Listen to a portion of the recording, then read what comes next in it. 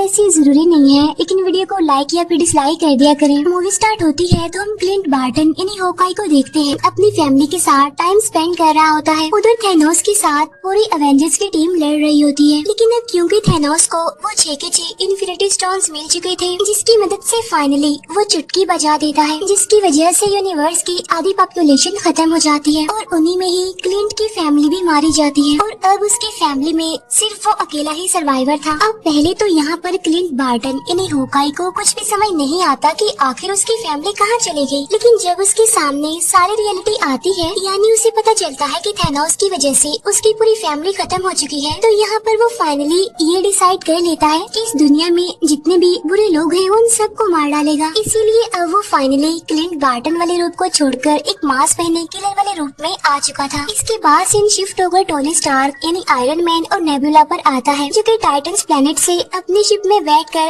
अर्थ के लिए जा रहे होते हैं। अब इस सफर में उन्हें टोटल 22 दिन गुजर चुके थे। अब इन 22 दिनों के बाद उनके पास खाने और पीने का सारा सामान भी खत्म हो चुका था, जिसकी वजह से टोनी स्टार्क की हालत भी अब काफी खराब हो चुकी थी। अब क्योंकि नेबुला तो एक रोबोट थी, इसीलिए उस पर खाना और पानी ना मिलने का कोई भी असर नहीं होता। जो डिफिकल्टीज भी थी वो सारी टोनी स्टार्क को ही फेस करनी पड़ रही थी। इसीलिए टोनी स्टार्क अब पूरी तरह से हिम्मत हार चुका था और तब वो मरने के लिए अपनी चेयर पर जाकर बैठ जाता है और अपनी मौत का इंतजार करता है। लेकिन ठीक उसी टाइम वहाँ पर एक मिरेकल हो जाता है और वो ये कि उसके सामने आ जाती है कैरल डैनवर्स यानी कि कैप्टन मार्वल। अब जैसे ही कैरल को उनका शिप दिखाई देता है तो वो उनकी हेल्प करने के लिए आगे बढ़ती है। इसके बाद वो उनकी शिप को अर्थ पर ले आती है, क्योंकि कैप्टन मार्वल भी बहुत ही ज्यादा इम्पोर्टेंट और पावरफुल कैरेक्टर है। फिर हमें दिखाया जाता है कि जब थैनोस ने इन्फिनिटी स्टोन्स मिलने पर चुटकी बजाई थी, तब सभी लोग राख में बदलकर खत्म हो रहे थे। लेकिन उसी टाइम निक फ्यूरी ने अपने डिवाइस से कैप्टन मार्वल को एक मैसेज भेजा था। तब उस मैसेज के मिलते ही कैप्टन मार्वल अर्थ की तरफ आने लगती है, लेकिन इसी दौरान उसे वहाँ पर टोनी स्टार का शिप दिखाई देता है, तो इसीलिए वो स्पेसशिप को भी अर्थ पर ले आती है। कैरल को अर्थ पर आने के बाद थैनोस के बारे में सारी इन्फॉर्मेशन मिल जाती है और जब उसे ये पता चला कि थैनोस बहुत ज्यादा पावरफुल है, तो उसने सभी एवेंजर्स को एक आइडिया दिया कि हम क्यों ना सारे इन्फिनिटी स्टोन्स को जमा करें और वापिस से इसी टाइमलाइन में आकर उन सारे इन्फिनिटी स्टोन्स का यूज करें, जिससे होगा ये कि सारे मरे हुए लोग वापस आ जाएंगे और साथ साथ हम थैनोस का भी खेल खत्म कर सकेंगे। ठीक उसी टाइम पर उन्हें अपने सिस्टम से एक खास किस्म की इन्फॉर्मेशन मिलती है, जहाँ पर रॉकेट उन्हें बताता है कि जब थैनोस ने चुटकी बजाई थी तो पूरे यूनिवर्स में एक ऐसी वेव यानी लहर फैली थी जो कि आज से पहले कभी भी नहीं देखी गई। और बिल्कुल ऐसा ही 2 दिन पहले एक गैलेक्सी पर भी हुआ है। क्या पता थैनोस ने दोबारा से चुटकी बजाई हो, जिसकी वजह से हमें फिर से ये वेव देखने को मिली। तब यहाँ पर सभी एवेंजर्स को पता चल जाता है कि थैनोस ने फिर से अपने सारे इन्फिनिटी स्टोन्स का यूज किया है। तब उसकी वेव की वजह से ये लोग उसके सिग्नल्स को ट्रैक करते हैं और फिर अपने स्पेसशिप से उसे प्लेनेट पर पहुंच जाते हैं जहाँ पर थैनोस था, और यहीं पर हमें दिखाया जाता है थैनोस जो कि अब कमजोर और काफी थका हुआ लग रहा था। इसके बाद वो सब वहाँ पहुंचकर थैनोस को पकड़ लेते हैं और उससे पूछते हैं कि सारे इन्फिनिटी स्टोन्स कहाँ हैं, जहाँ पर थैनोस उन्हें बताता है कि मैंने सारे इन्फिनिटी स्टोन्स को यूज करके सभी स्टोन्स को डिस्ट्रॉय कर दिया है, ताकि कोई भी इन इन्फिनिटी स्टोन्स को दोबारा से जोड़कर इस पूरे यूनिवर्स को दोबारा से पहले जैसा ना बना दे। अब इस बात की वजह से थोर को बहुत गुस्सा आता है, इसीलिए वो अपने हैमर से थैनोस का गला काट देता है और वहीं पर वो थैनोस को जान से मार डालता है। अब क्योंकि इन्फिनिटी स्टोन्स तो थे नहीं, इसीलिए किसी के पास भी कोई होप नहीं थी कि सारे मरे हुए लोग वापिस से जिंदा कैसे होंगे। इसीलिए वो सारे ही काफी डिसअपॉइंटेड हो जाते हैं, इसीलिए वो सारे अपने अपने रास्तों पर निकल जाते हैं। इसके बाद थोर अब एक नई जगह पर जिंदगी गुजारने लगता है, जो कि नॉर्वे में थी। थोर पूरी तरह से हिम्मत हार चुका था, इसीलिए क्योंकि वो थैनोस से हार भी गए थे और साथ साथ इन्फिनिटी स्टोन्स को भी कलेक्ट नहीं कर पाए थे।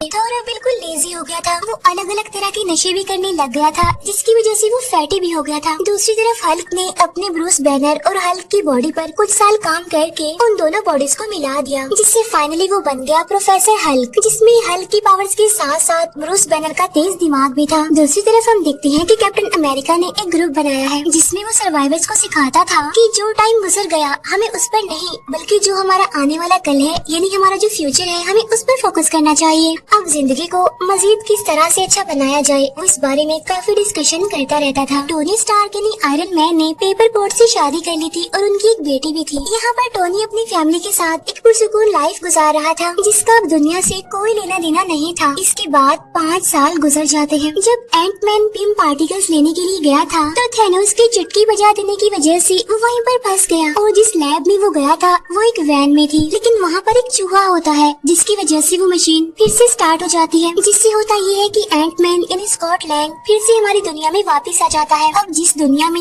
वो गया था वो हमारी दुनिया से बिल्कुल अलग थी। वहाँ का डायमेंशन, वहाँ का टाइम, सब कुछ हमारी दुनिया से बिल्कुल अलग था। अब क्योंकि टाइम तो बिल्कुल अलग था तो इसलिए उस दुनिया में गुजारे गए 5 घंटे इस दुनिया के 5 सालों के बराबर थे। और जब थैनोस ने आधी पॉपुलेशन को खत्म कर दिया था तो उस इंसिडेंट को 5 साल गुजर गए थे, लेकिन उस दुनिया में सिर्फ 5 घंटे ही गुजरे थे। और जब स्कॉट लैंग उस दुनिया के 5 घंटे गुजार कर अपनी दुनिया में आता है तो वो देखता है कि सब कुछ बदल चुका है और उसकी बेटी भी 5 साल ज्यादा बड़ी हो गई थी। इस सारे सिचुएशन को जानने के बाद स्कॉट अपने फ्रेंड्स यानी अवेंजर्स के पास जाता है और वो उन्हें बताता है कि थैनोस की चुटकी बजाने के बाद इस इंसिडेंट को 5 साल गुजर गए हैं ना, लेकिन इस दुनिया में तो सिर्फ और सिर्फ 5 घंटे गुजरे हैं। स्कॉट यहाँ पर कैप्टन अमेरिका को बताता है कि अगर हम पिम पार्टिकल और उस दुनिया को यूज करना सीख जाएं, तो हम 5 साल पीछे जाकर सभी होने वाले एक्सीडेंट्स और गलतियों को ठीक कर सकते हैं। तब उसकी इस बात पर स्टीव यानी कैप्टन अमेरिका एग्री करता है और अब एंट मैन, कैप्टन अमेरिका और ब्लैक विडो तीनों मिलकर हेल्प मांगने के लिए टोनी स्टार्क यानी आयरन मैन के पास जाते हैं, जहाँ पर टोनी अपनी फैमिली के साथ हिल स्टेशन पर रहता था। यहाँ पर वो लोग टोनी को अपने प्लान के बारे में बताते हैं कि अगर हम उस दुनिया को सही से यूज कर लें तो हम टाइम में पीछे जाकर सभी हादसों को ठीक कर सकते हैं और टाल सकते हैं। लेकिन टोनी स्टार्क जानता था कि इस काम में खतरा है और रिस्क है और अगर उसने ये काम कर दिया तो उसकी फैमिली भी खतरे में आ सकती है। तो इसीलिए टोनी स्टार्क उनसे ये काम करने के लिए साफ इनकार कर देता है, जिसकी वजह से वो लोग काफी डिसअपॉइंटेड होकर वहाँ से चले जाते हैं। अब क्योंकि टोनी ने तो उनकी हेल्प करने के लिए इनकार कर दिया था तो इसीलिए वो सीधा जाते हैं हल्क के पास, जो कि अब था प्रोफेसर हल्क। अब क्योंकि ब्रूस बैनर का दिमाग काफी तेज था इसीलिए वो लोगों की हेल्प करने के लिए एग्री हो जाता है। तो इसीलिए अब वो लग जाते हैं एक टाइम मशीन बनाने में,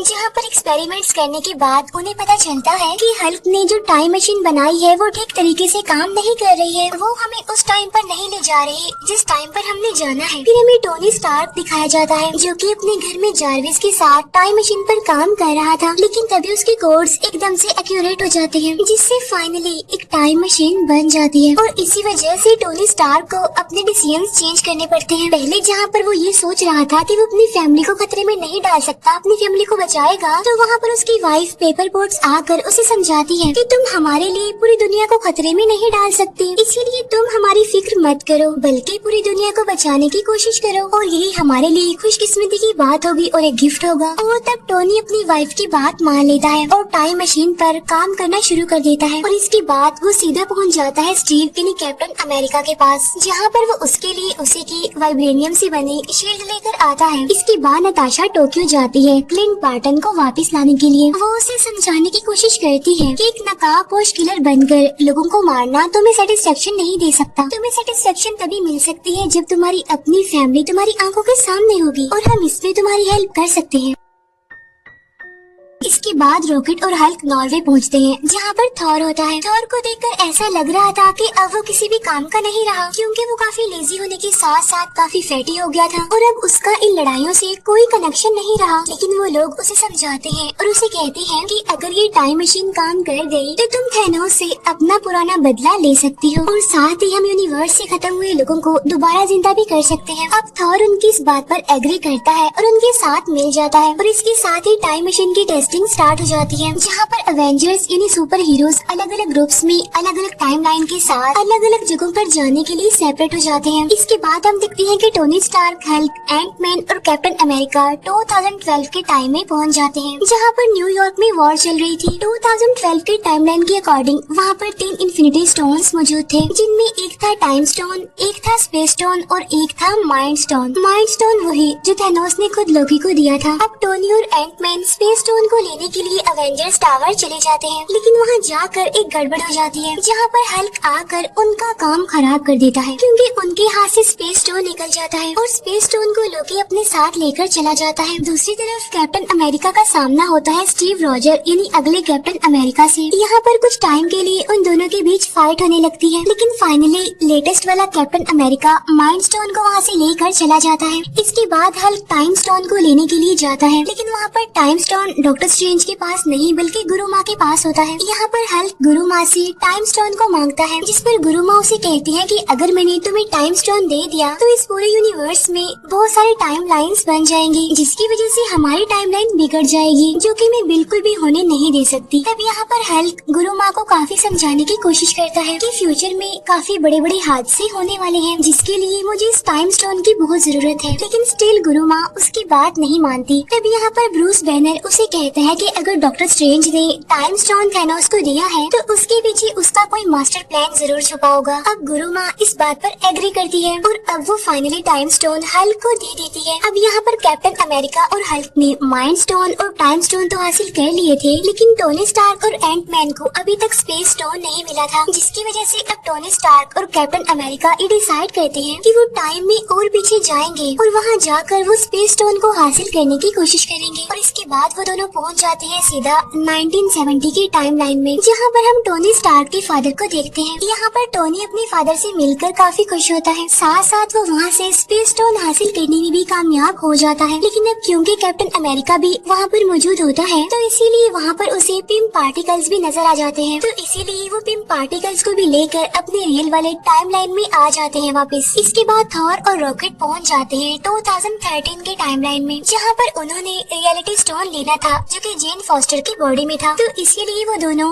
जेन फॉस्टर के लोकेशन पर चले जाते हैं। वहाँ पर जाकर थॉर अपनी मदर से मिलता है। यहाँ पर वो अपनी मदर को सारी बात समझाने की कोशिश करता है। अब क्योंकि थॉर की मदर एक जादूगरनी थी, इसीलिए वो फ्यूचर देखकर थॉर की सारी डिफिकल्टीज समझ चुकी थी और इसीलिए वो थॉर को समझाने की कोशिश करती है कि तुम्हें परेशान होने की कोई जरूरत नहीं है, क्योंकि जो कुछ भी होगा अच्छा होगा। और ठीक उसी टाइम पर थॉर अपना हाथ आगे करता है, जहाँ पर उसका हैमर भी अब उसके पास आ चुका था। वही रॉकेट भी जेन फॉस्टर की बॉडी से रियलिटी स्टोन हासिल करने में कामयाब हो गया था, इसीलिए वो दोनों वापिस से अपनी टाइमलाइन में आ जाते हैं। इसके बाद हमें दिखाए जाते हैं क्लिंट बार्टन यानी होकाई और ब्लैक विडो, जो कि 2014 के टाइमलाइन में आते हैं और यहाँ पर वो सोल स्टोन हासिल करने के लिए आए थे, जहाँ पर वो मिलते हैं रेड स्कल से। यहाँ पर रेड स्कल सोल स्टोन के लिए उन्हें बताता है कि ये स्टोन हमेशा सोल के बदले सोल मांगता है और अगर तुम सोल स्टोन को पाना चाहते हो तो तुम्हें एक सोल को सेक्रीफाइस करना पड़ेगा। अब यहाँ पर वो दोनों समझ जाते हैं कि अगर उन दोनों में से कोई एक खुद को सेक्रीफाइस नहीं करेगा तो वो सोल स्टोन हासिल नहीं कर सकेंगे। अब यहाँ पर वो दोनों एक दूसरे को बचाने के लिए अपनी ही जान सेक्रीफाइस करने के लिए भी तैयार थे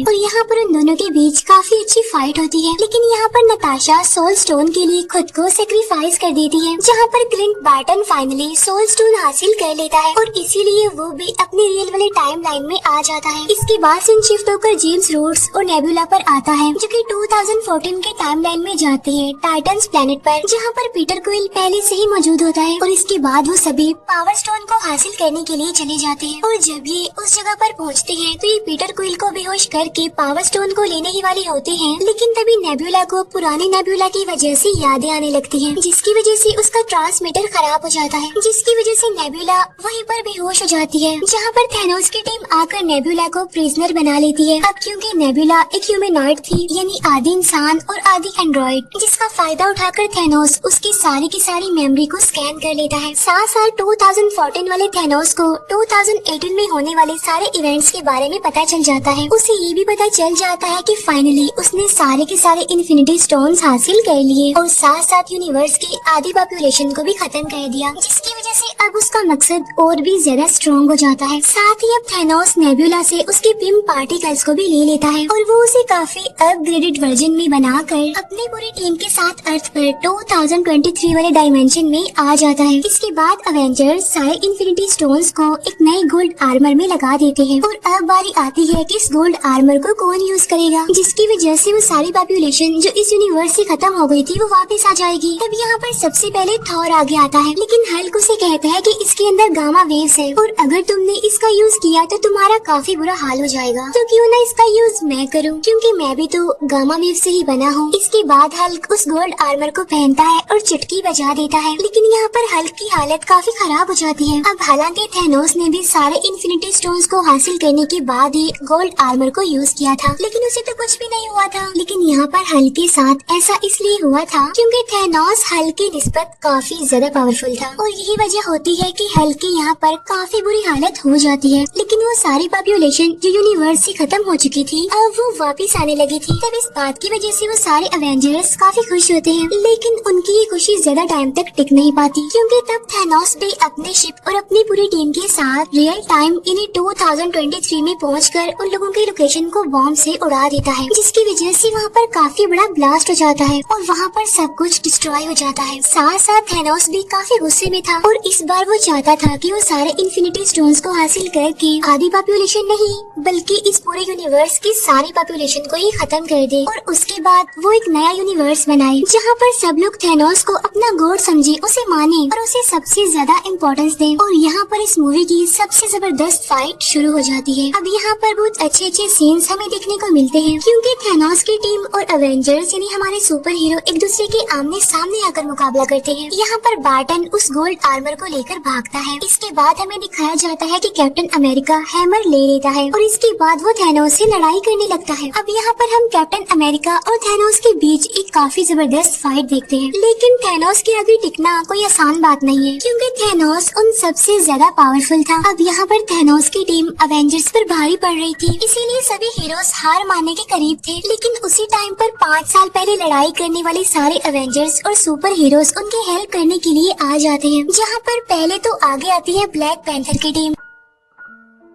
इसके बाद सेकंड नंबर पर आगे आती है वॉन्ग की पूरी टीम और अब सारे अवेंजर्स एक बार फिर से इकट्ठा होकर थैनोस और उसकी टीम के अगेंस्ट लड़ने लगते हैं। यहीं पर हम देखते हैं कि डॉक्टर स्ट्रेंज आयरन मैन को वही इशारा देते हैं कि ये वही आखिरी प्रेडिक्शन है जो मैंने लाखों करोड़ों में से एक चूज की थी और अगर हम इस मोमेंट पर सक्सेसफुल हो गए तो हम थैनोस का खात्मा कर सकते हैं, वरना तो हमें दूसरा मौका तो नहीं मिलने वाला। यही हमारे पास आखिरी मौका है, हमें इसमें ही कुछ करके दिखाना है। अब यहाँ पर आयरन मैन थैनोस के हाथ से सारे इन्फिनिटी स्टोन्स चुरा कर अपने गोल्ड आर्मर में पहन लेता है और इसके बाद वो बोलता है आई एम आयरन मैन और ऐसा कहते ही वो भी चुटकी बजाता है जिससे कि थैनोस और उसकी सारी टीम राख बनकर अब वहाँ से गायब हो जाती है और अब बचते हैं तो सिर्फ और सिर्फ इस पूरे रियल टाइम के हीरोज और साथ ही इस टाइमलाइन की पॉपुलेशन। लेकिन साथ साथ यहाँ पर आयरन मैन काफी बुरे तरीके से इंजर्ड हो गया था और इसके बाद यहाँ पर हम वो सैड सीन देखते हैं जहाँ पर आयरन मैन की मौत हो जाती है। इसके फौरन बाद हम टोनी स्टार्क यानी आयरन मैन का फ्यूनरल देखते हैं जिसमें के सारे एवेंजर्स आए हुए थे। इसके बाद और पीटर क्विल और गार्डियंस ऑफ द गैलेक्सी की टीम के साथ निकल जाता है। अब एवेंजर्स ने ये डिसाइड किया था कि हम जिस भी स्टोन को जहाँ से भी उठाएंगे तो हमारा काम खत्म होने के बाद हम उस स्टोन को वापस से उसकी जगह पर रख आएंगे। तो इस काम के लिए आगे बढ़ता है कैप्टन अमेरिका। अब यहाँ पर कैप्टन अमेरिका थोर के हैमर और साथ साथ 6 के 6 इन्फिनिटी स्टोन्स को अपने साथ में लेकर टाइम मशीन का यूज करते हुए हर स्टोन को उसकी जगह पर वापस रख देता है। अब क्योंकि कैप्टन अमेरिका ने 70 साल बर्फ में गुजारे थे तो इसीलिए उसने अपनी जिंदगी को ठीक से नहीं जिया था, तो इसीलिए वापस से वो अपनी 1945 के टाइमलाइन में आकर अपने साथियों के साथ अपनी बाकी की जिंदगी गुजारता है। और जब उसका लास्ट मोमेंट आता है तो वो रियल टाइम यानी 2023 के डायमेंशन में आकर अपने साथी यानी फैल्कन को अपनी खास शील्ड देकर कहता है कि अब से यहाँ के कैप्टन अमेरिका तुम ही हो। और यहीं पर ये मूवी दी एंड हो जाती है। Thank you for watching.